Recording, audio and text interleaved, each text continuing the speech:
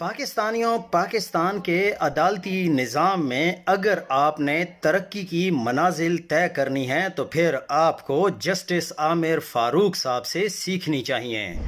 Justice عامر فاروق 10 فروری supreme court کے جج بنے، 21 نمبر پر تھے، پھر 10 مہینے بعد 15 نومبر کو ملک کی سب سے بڑی عدالت وفاقی آئینی عدالت کے جج بن گئے۔ سپریم کورٹ کے ججوں سے سینئر ہو گئے جو کبھی ان کے سینئر ہوا کرتے تھے، اب سب سے طاقتور جوڈیشل کمیشن کے ممبر بھی بن گئے۔ جسٹس عامر نے ہی 3 ججز کی ٹرانسفر میں چٹ پٹ معاملات آگے بڑھائے تھے کیونکہ ان کے جج سپریم کورٹ کی نامزدگی 26 نومبر کو ہو چکی تھی، 10 فروری اجلاس طلب کیا جا چکا تھا، 28 جنوری سے 3 ٹرانسفر ججز کا پروسیس شروع ہوا۔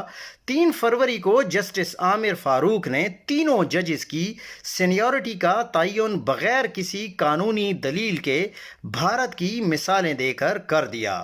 ہائی کورٹ میں پہلے سے موجود ججز کی ریپرزنٹیشن مسترد کر دی تھی، پھر جس دن 3 فروری کو ٹرانسفر ججز اسلام آباد ہائی کورٹ آئے اسی روز سے تمام پرانے ججز کو کمیٹی سے نکال کر ٹرانسفر ججز کو شامل کر دیا۔ یہ سب کرنے کے 10 فروری کو سپریم کورٹ چلے گئے، پھر اب کہاں ہیں خود دیکھ لیں۔